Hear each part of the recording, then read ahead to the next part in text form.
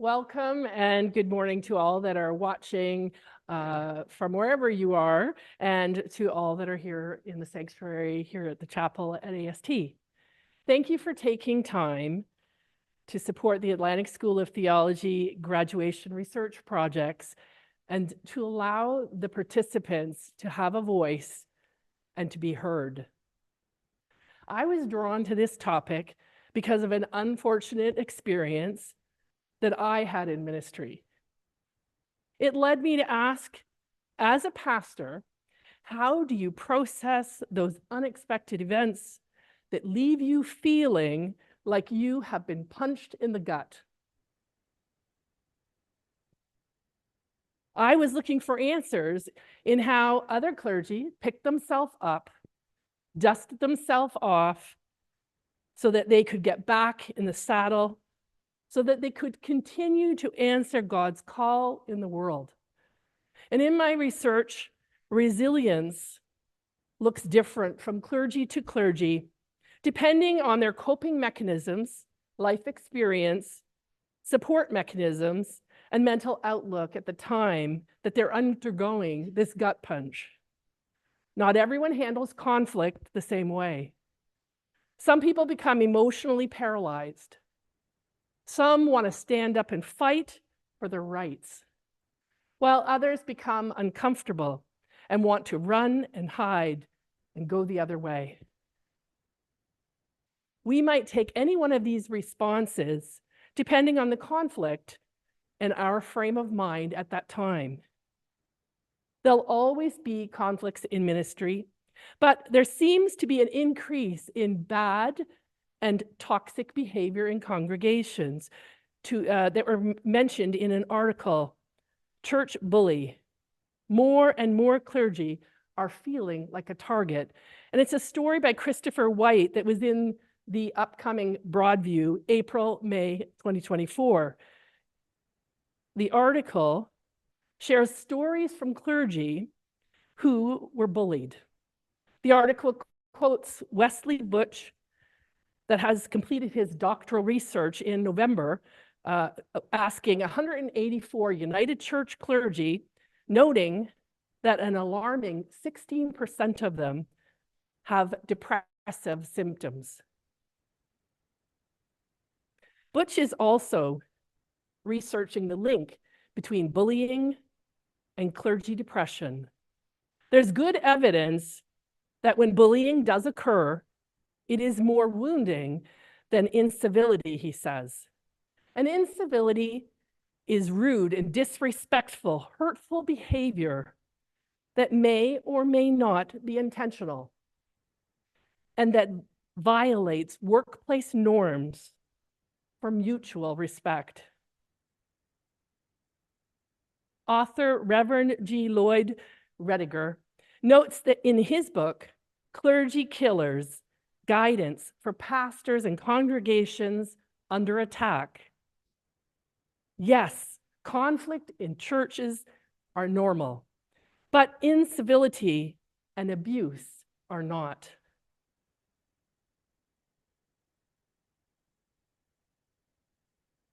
It's the everyday conflict that occurs in the course of ministry. It's not the everyday conflict that occurs in the course of ministry, but it's rather the events that blindside us and stop us in our tracks that seem to cause clergy the most difficulty. I was looking for 5 or 6 clergy who were interested in sharing and willing to tell their stories of an event in ministry that left them reeling. I was surprised by the overwhelming response of clergy wanting to be participants. And in the first 7 or 8 minutes, I had 8 people respond and contact me wanting to share their stories. I never knew this would be such a hot topic. I went with the first 6 people that contacted me. And to protect the participants' identities, I've issued them numbers for their names, such as participant 1 through 6, because I'm not good at choosing names. I've tried, and as history would show, simple prevailed. Our family had 2 bunnies, and I named them Bunny 1 and Bunny 2. And we had a cat, and we named it Kitty. And thankfully, my husband named our 4 children, or they might have been 1, 2, 3, and 4. I asked clergy to share with me their stories from ministry that left them feeling gut punched. And you may ask, what is a gut punch in ministry?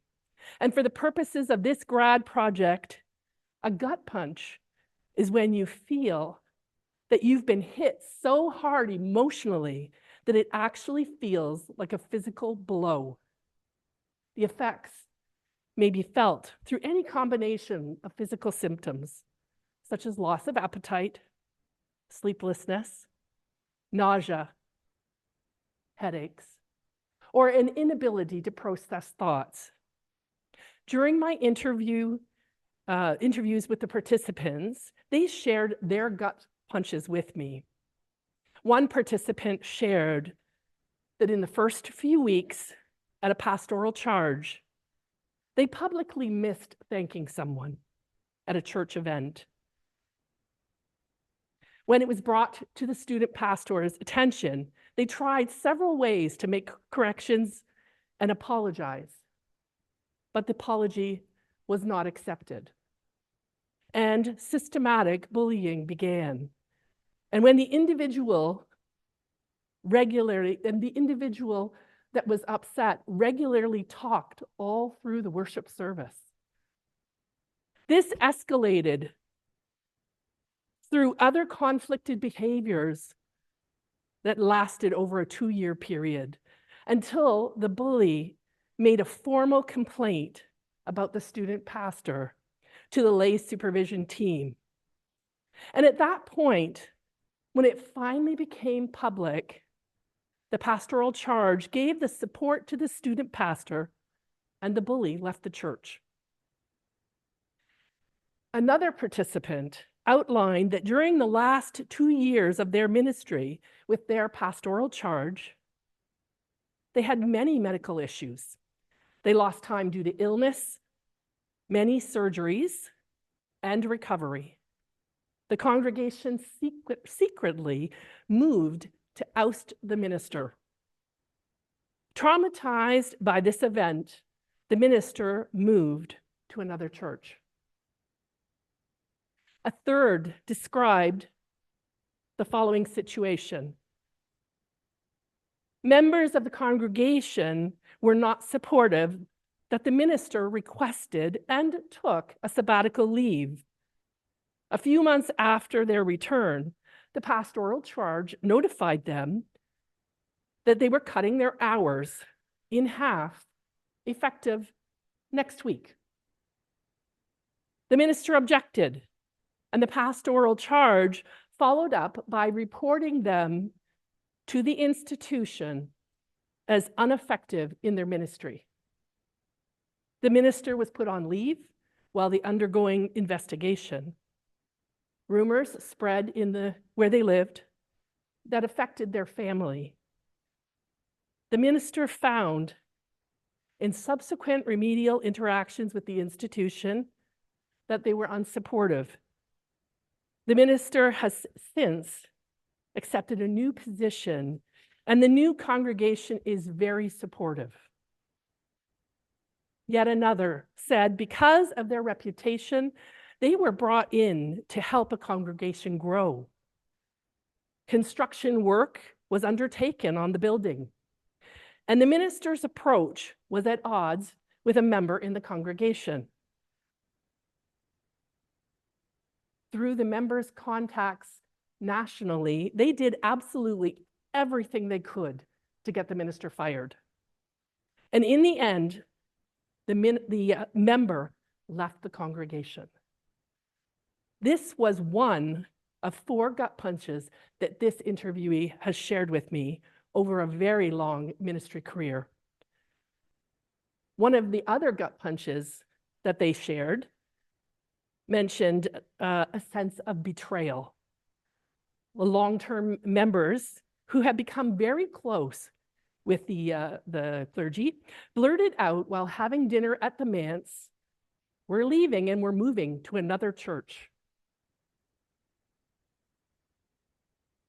The gut punch involving the next interviewee involves a blatant form of racism.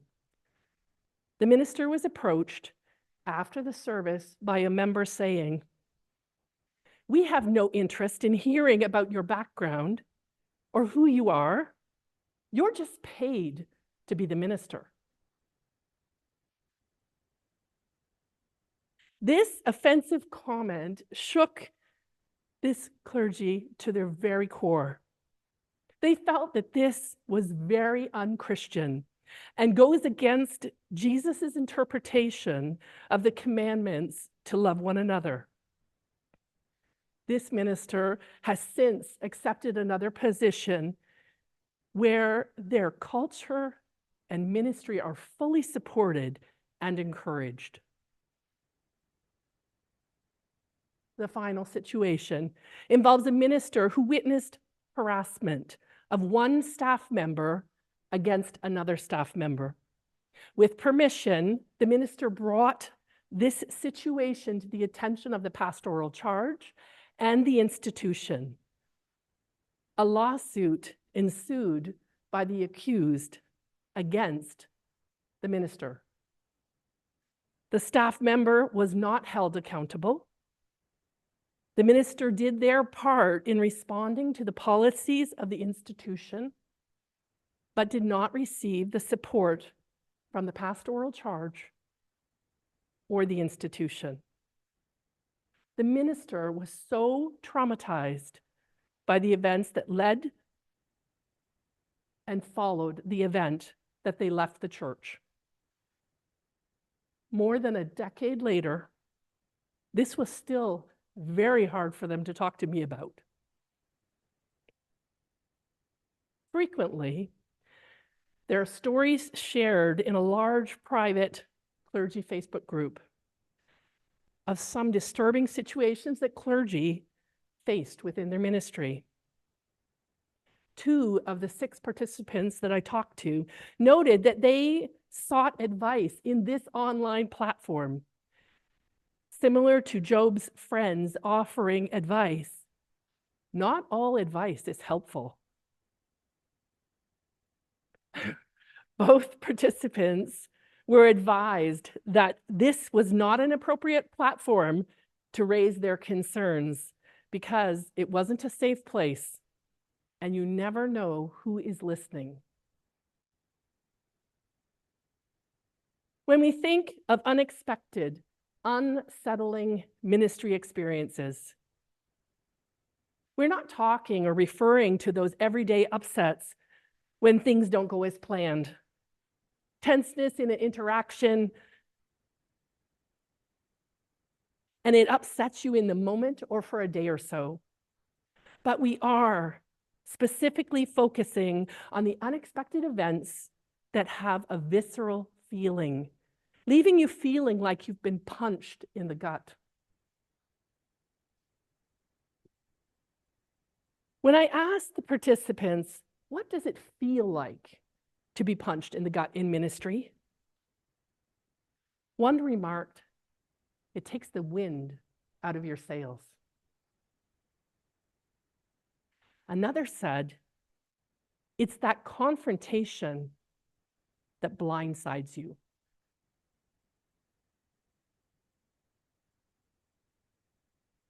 These were the reoccurring words and expressions of their initial feelings. Really upsetting, hurtful, unappreciated, vulnerable, shocked, betrayed. And there were many, many more words that they used, and here are some of them. They were mortified. They had a sense of powerlessness. Caught me off guard. Hurt in my heart. Distressing. Panic-stricken. Abandoned. Alone. And frightened. These are really deep, strong emotions that go beyond an everyday conflict. Each participant had their own unique gut experience. But a common theme was that upsets in ministry are inevitable. There are two kinds of gut punches that the participants shared: events in ministry and events dealing with the church as an institution. Some of the participants shared that their initial gut punch was from a ministry experience, but that it was exacerbated when they didn't feel the remedial process of the church institution gave them an equitable outcome. Some of the emerging themes were described as blindsided, isolated, toxic environment, unknown pre-existing landmines. Some should have asked for help sooner. There was an imbalance of power. The pastoral charge or institution not supporting or protecting the clergy. Fear of losing one's job if they are found wanting. No safe place. And they don't know who to trust. I conducted 6 one-on-one interviews virtually with United Church clergy across Canada. And they identified themselves as having experienced a gut punch in ministry. And I'd like to thank my participants for sharing their stories, for their openness and their willingness to be vulnerable, and for allowing me to be part of their continued healing journey. And here is how participant 1 described the feeling of being gut punched. It's really unsettling and hurtful because I feel as though I'm doing the best that I can, and I don't pretend to be perfect. I put a lot of effort in doing a good job. And when somebody does or says something that seems to undermine that, it hurts my feelings. I feel unappreciated. And in some ways, it makes me angry that I am not appreciated. Yeah, it's unsettling.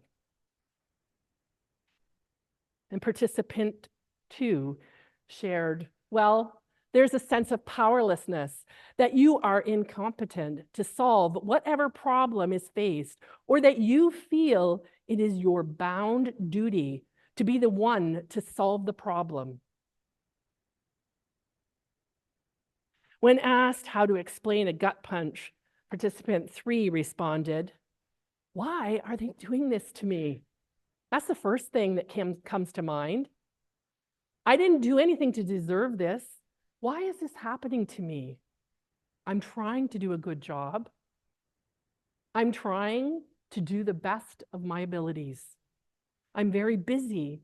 I'm constantly in motion. Can't they see what I'm doing? Why is this happening? Participant 4 shared, the greatest one is when you have a sense of betrayal. And that takes many, many different forms, and especially when you can't see it coming. Especially people you've poured sometimes years of your life into. And they turn on you. They walk away from you. They go to another church. They create major dissension. I find that the most difficult gut punch to deal with when those that you are closest to seem to turn on you. And participant 5 shared, It's incredibly distressing and upsetting because I have a love for God, and I want to share that love of God with others.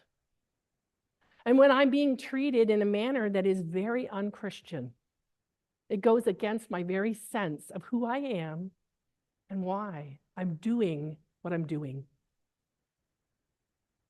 And it's just very destructive to my ego and to my heart and to my belief in the goodness of people.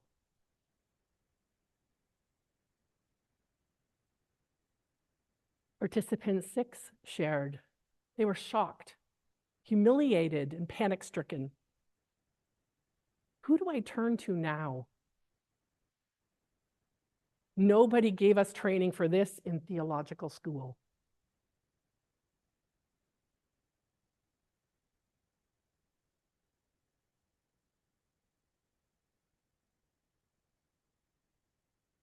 My research has led me to realize that in spite of the different traumatic experiences of each participant, the emotions they feel were very similar. The clergy expressed fear of losing their job. And I noted that this could cause a it could be different with a varying length of time and with the financial stability, depending on what the clergy had.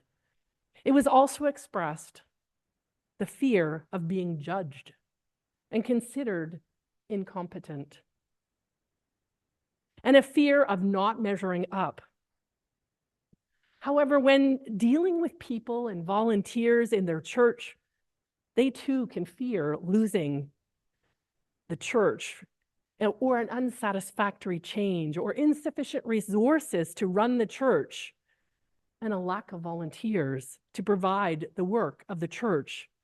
Emotions can create passionate, over-the-top responses, and conflicts can occur on both sides. As we've learned, gut punches in ministry are inevitable, and the longer the career, it seems that there are greater chances that there will be multiple occurrences. When the participants began to recall their story to share with me, 4 of the 6 participants shared additional gut punches.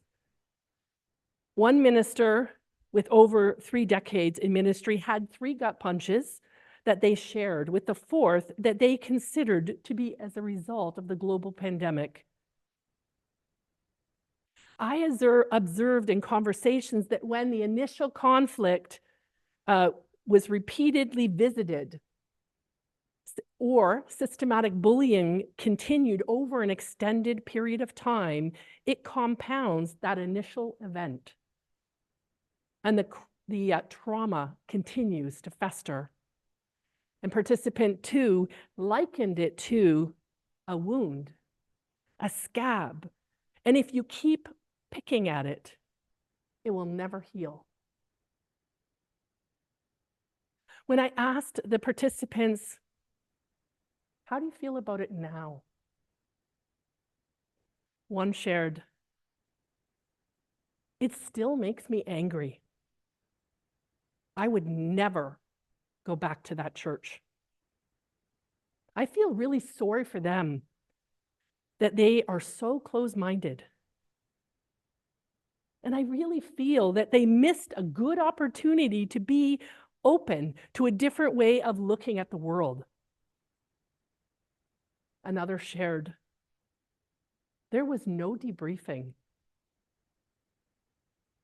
There was never any aftercare or afterthought or checking in with the people. This is the most that I have spoken about this event, even to my partner. I haven't said this much. And the church that it took place in, I have never gone back there for anything, and I won't. When I asked the participants, what counsel would you offer your colleagues who have experienced a gut punch in ministry? The response that I received were, this too shall pass. It's probably not about you. You are their punching bag. Think about what your part is in it. Is it a miscommunication or how you responded? Seek counsel from people that you trust. You have to have a network. Lunches with colleagues. Choose on which hill you wish to die. Whether we sing this hymn or that hymn, choose what's really important. It's easier to deal with problems when they're small. Keep in mind, ministry is the greatest calling. What a gift. Don't give up. Don't quit on your worst day. And this is my favorite, bloom where you're planted. You're going to have problems at the next church. It's just going to be different faces. Go for counseling. Don't let it stew in your guts and in your brain. Pray. Meditate. Take walks. Get out in nature. And go for counseling. 4 out of the 6 participants have found new congregations, and 2 of those expressed being really happy and supported in those congregations. 1 remained in their same pastoral charge, and 1 has left the church. In all 6 cases, as the participants were sharing their stories, their traumatic stories with me, they displayed varying degrees of residual emotions of their original experience. In several cases, their body language was indicated through huffing and puffing, shifting in their chairs from side to side, and saying that they needed to pause because they just couldn't find the words. And looking down or away while they were describing the event to me. Clergy are known as wounded healers, but that doesn't mean that they're over the trauma. And as a future event in life might trigger and open their scars, and once again, take the legs right out from underneath them. Participant 3 made the comment that bears follow-up. The region is looking after the church. Who is looking after the clergy?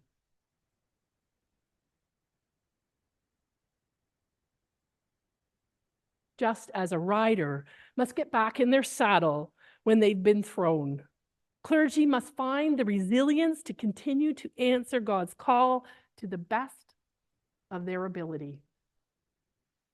Thus, the initial shock, the hurt, the sense of betrayal, feeling of being vulnerable and unappreciated that resulted from the clergy gut punch needs to give way to a healthy sense of self, a renewal of confidence, making way for the healthy mutual relationship and care with the people and the clergy as they minister together.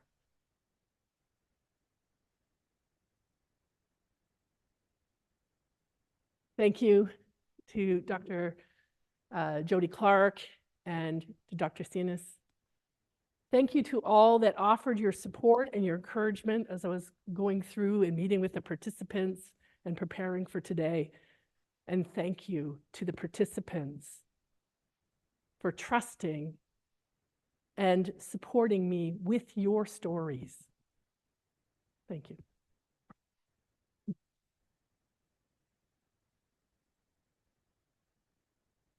Once again, and poignantly, I think, let's take about 30 seconds, 40 seconds just in silence and let Carolin's wisdom sweep over us, but not overwhelm us.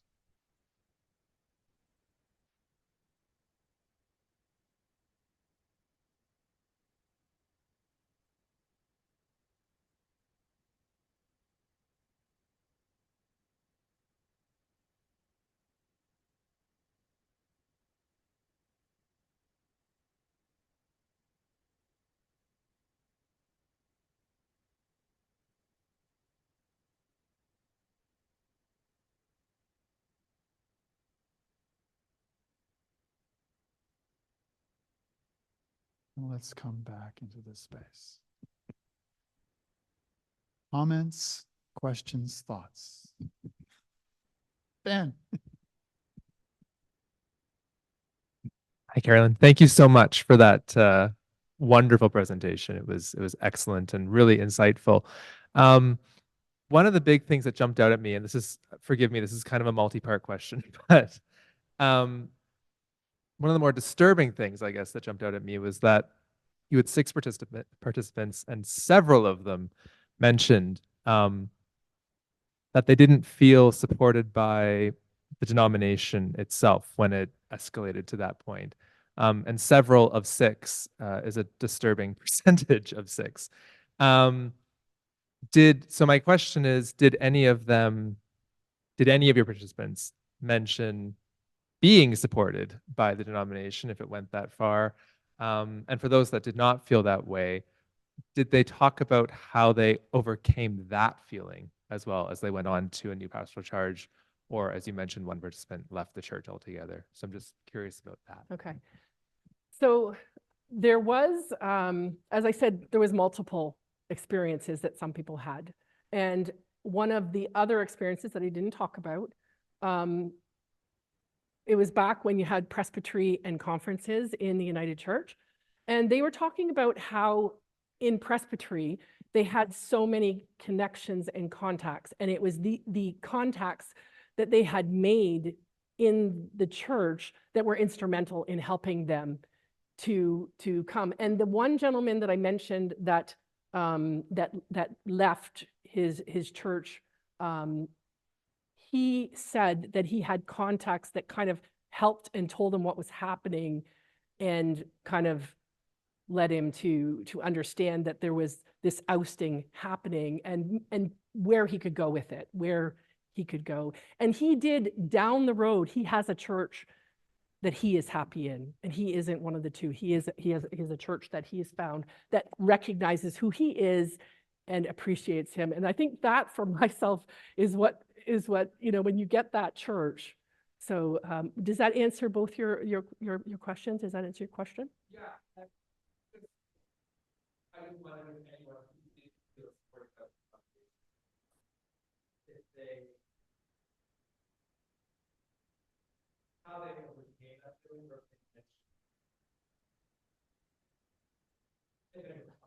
So one of my things with Jody when I was going into this was like I wanted it tied up in a nice tight bow. I wanted everybody happy. And he said to me, "What makes you think they are?"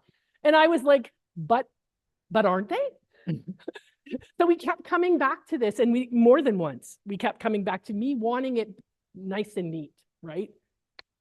So I think the answer to that is some people are and some people aren't. And some people, they don't get the answer that they want, but they need to get back in the saddle and carry on. So that whole vision came to me differently. Initially, I was thinking kicked off, but then I thought, no, you need the resilience to keep going. So sometimes it's not what you're hoping.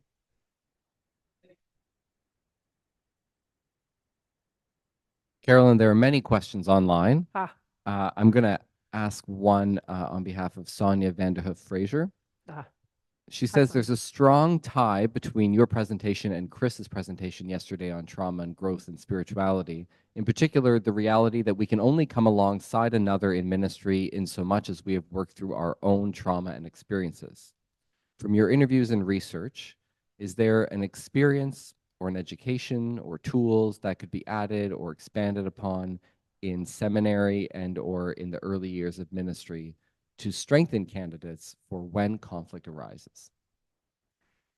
So it's going to come out in my paper, but there is a book that there was a study done in the United Methodist Church in the States, and it was about clergy resilience. And they have been proactive, understanding that this is a big thing.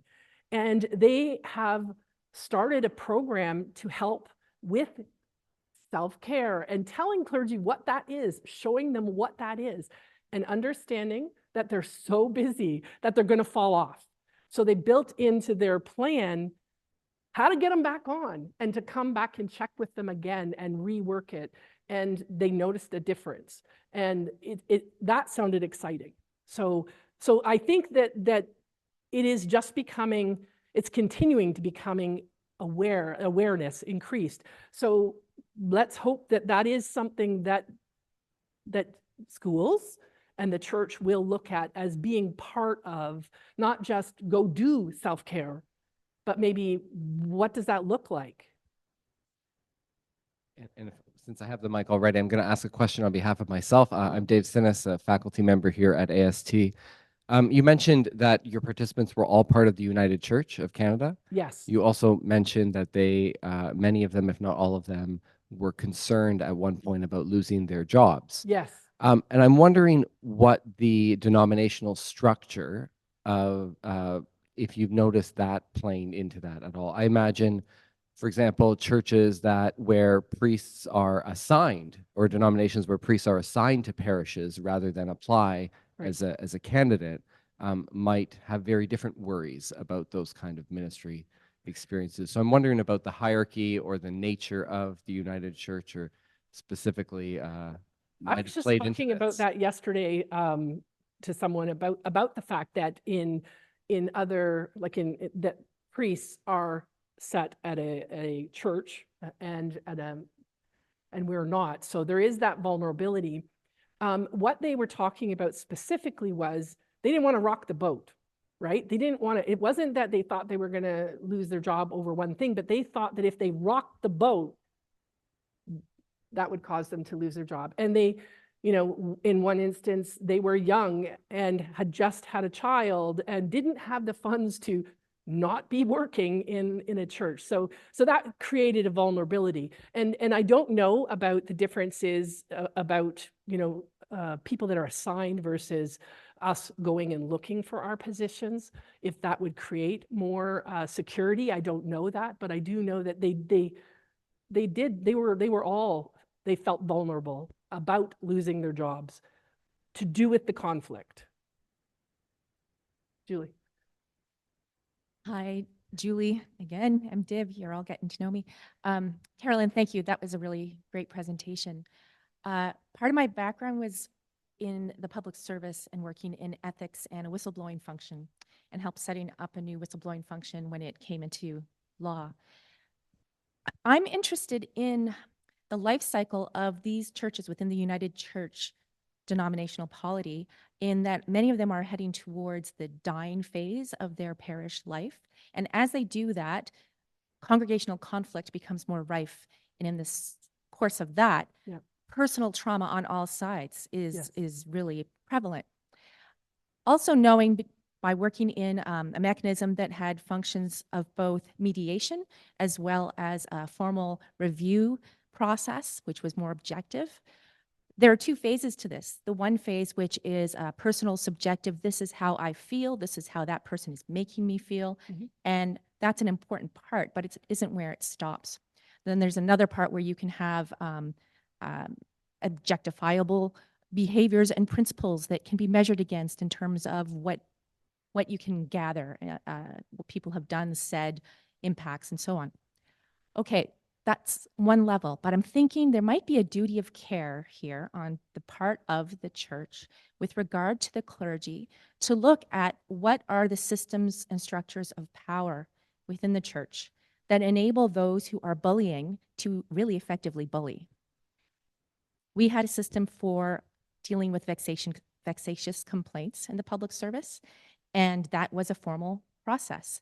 And having a formal process like that is really, it's essential, because those who are bullying have figured out how to make the system work for them, right? And if you have no way to identify those who are being vexatious and no way to deal with them so that their power is removed, you are basically enabling the trauma and injury. Yeah. And it's one thing to be injured at a moral, interpersonal level, but it's another thing entirely for there to be institutional betrayal. And the moral injury that occurs from an institutional betrayal is very hard to overcome. Mhm.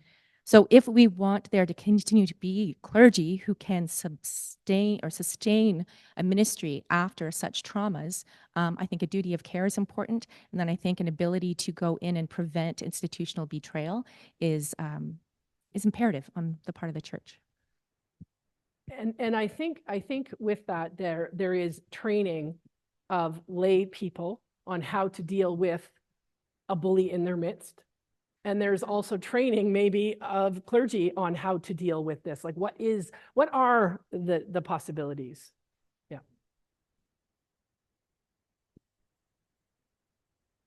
Ollie DeFaber, faculty member here. I asked this question at the risk of sounding like one of Job's comforters, or a devil's advocate or whatever. I'm just kind of curious.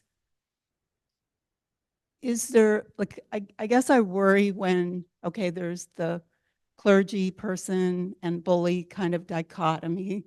There are some instances of clear harm and so on. But I'm curious, is there a possibility of conflict avoidance in some of these situations?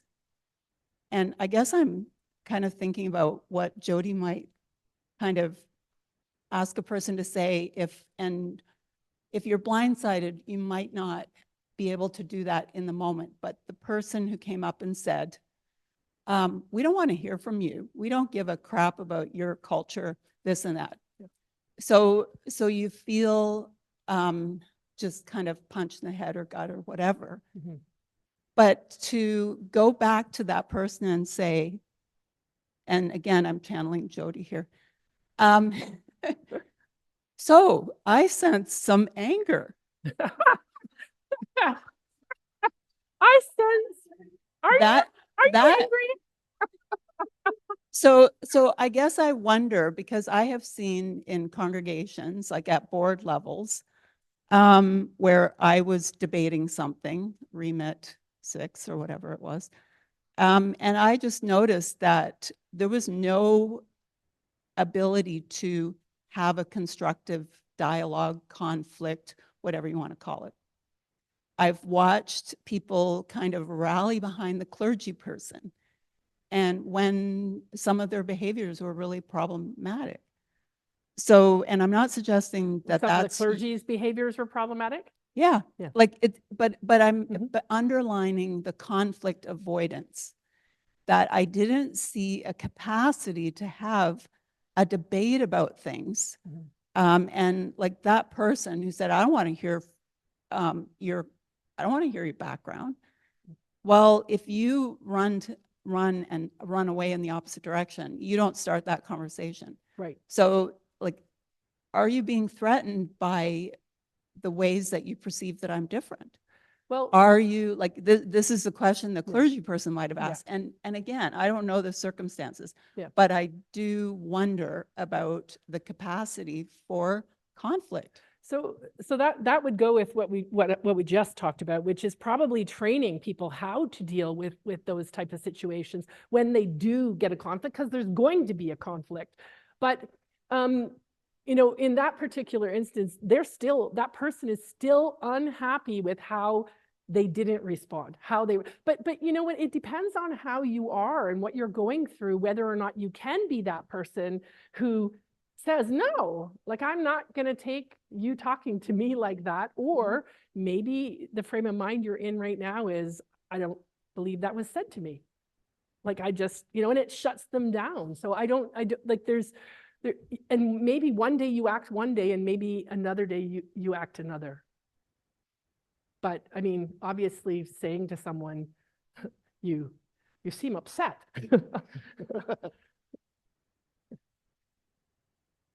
Thank you, Carolyn. Ross Bartlett, United Church Formation Director and instructor in United Church Polity.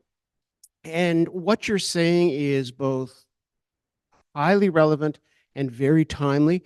To quote the chair of the Board of Governors of this fine institution, the Reverend Dr. Linda Yates, she says, anxious people do stupid things.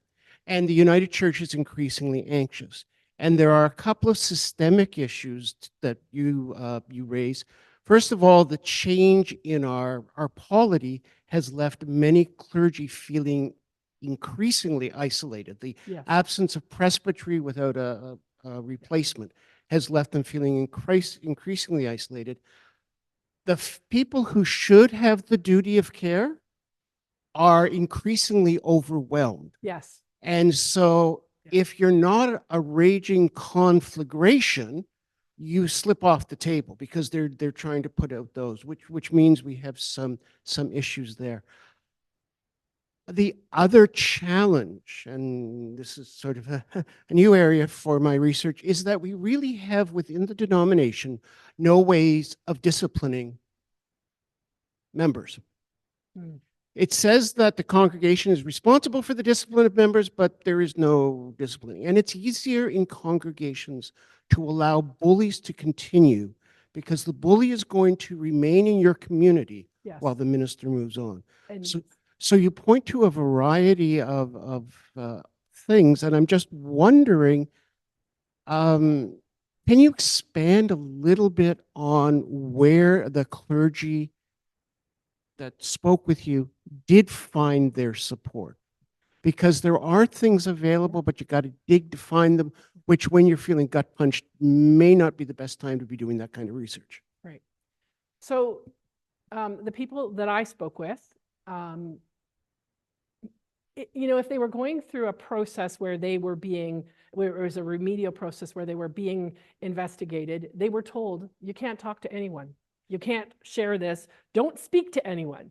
So that created isolation. Who do you speak to? And a couple of them went online and were just kind of like, well, here's my issue. What do you think? And that didn't go well.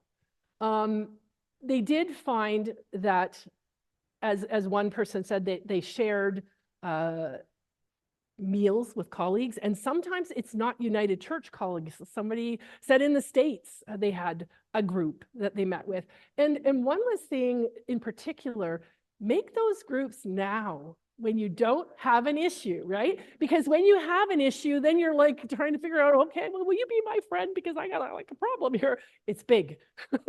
So if you make those contacts and then you're going through it and then one of you has something, well, then everybody else is there for that time. So that was one of the strong things, was make those relationships now. And yes, the people that were here before with presbytery and conference and the global pandemic on top of it, right when the new system came out in 2019, 2020, they do feel isolated. They don't have the contacts and they don't know the new system.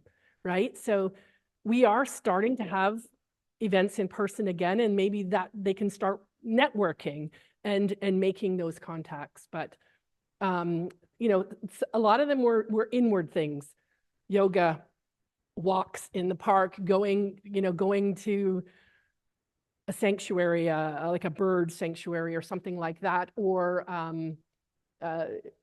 spending time with their family, like because they couldn't talk to other clergy unless you knew that you had that relationship ahead of time.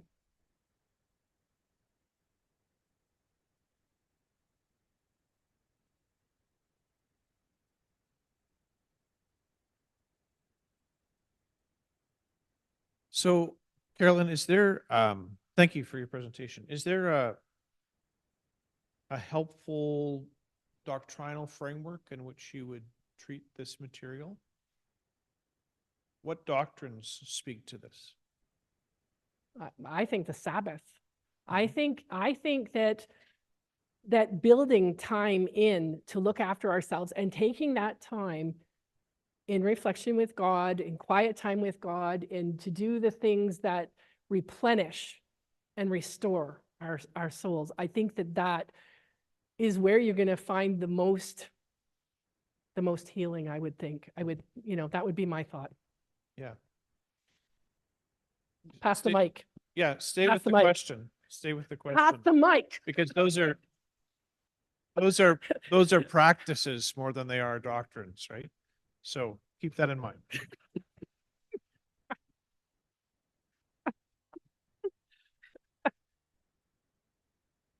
Oh, no, wait a second.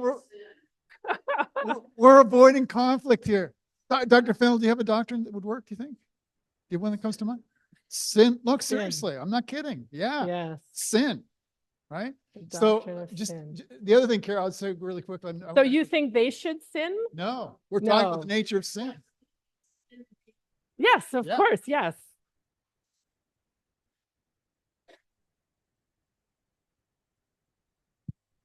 So when somebody says something like that, you can hand them the doctrine of sin and be, I'm asking no, but you said both sides. you as a researcher to consider Yes, that the doctrine of sin will inform how you understand all sides. yes.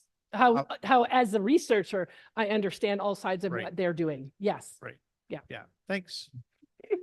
Great, thank you. Right, seriously.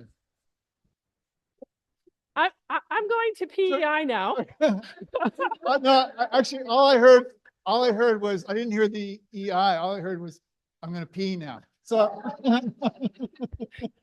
no, wait a second. Look, you did a great job. Look, there are lots of, this is hot. It's what you want. Exactly. Right. So I'll just say really quickly, you mentioned counseling like 20 times. Yes. Yeah. Not many people talk about that. I'm a big fan of counseling, but I'll tell you quickly, just my story, because it's important for me. In my own, no, I know, don't worry. We're going to have worship, but this is worship. In my own journey, I realized that I am a peacekeeper. So my own community of origin. So I bend over backward for peace. Now, the problem with that is you absorb a lot of toxicity. And that's really difficult. So in my own therapeutic journey, I realized so I have to stop doing that, right? So that's why sometimes we have to go to war. Like sometimes we actually have to call bad behavior. And that's really difficult to do. But if we can teach our congregations, conflict's ubiquitous, you're going to have it, go with it. But steer into the storm, move toward it as opposed to avoid it. And we're going to have some relief and maybe even some peace, and maybe even make the church an example of what peace can be. Well, avoidance doesn't make it go away, Nope. right? It just maybe postpones it or puts it on another person. Yeah. Because sometimes if there is that bully who does that thing and you just kind of like that happens, that's the way they are, then they do it to someone else.